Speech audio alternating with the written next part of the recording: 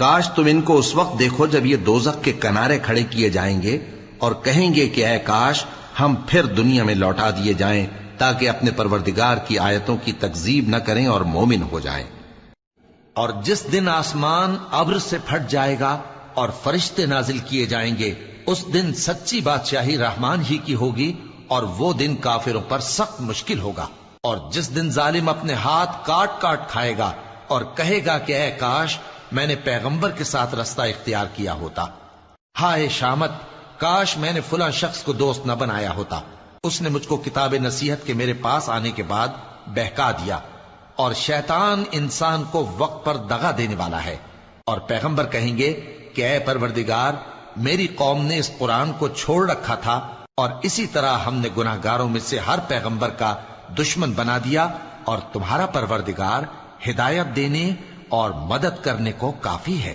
اللہ اس گناہ کو نہیں بخشے گا کہ کسی کو اس کا شریک بنایا جائے، اور اس کے سوا اور گناہ جس کو چاہے معاف کر دے، اور جس نے اللہ کا شریک مقرر کیا اس نے بڑا بہتان باندھا۔ مومن مردوں سے کہہ دو کہ اپنی نظریں نیچی رکھا کریں اور اپنی شرمگاہوں کی حفاظت کیا کریں، یہ ان کے لیے بڑی پاکیزگی کی بات ہے، اور جو کام یہ کرتے ہیں اللہ ان سے خبردار ہے۔ کیا میں تمہیں بتاؤں کہ شیطان یعنی جنات کس پر اترتے ہیں؟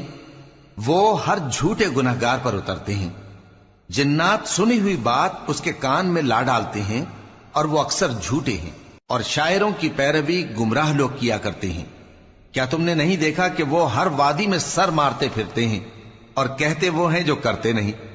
مگر جو لوگ ایمان لائے اور نیک کام کیے اور اللہ کو بہت یاد کرتے رہے، اور انہوں نے اپنے اوپر ظلم ہونے کے بعد انتقام بھی لیا، اور ظالم عنقریب جان لیں گے کہ کون سی جگہ لوٹ کر جاتے ہیں۔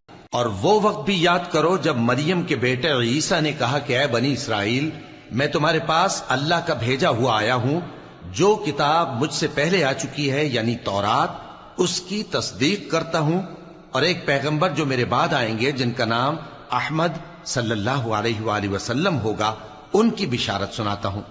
پھر جب وہ ان لوگوں کے پاس کھلی نشانیاں لے کر آئے تو کہنے لگے کہ یہ تو سراسر جادو ہے۔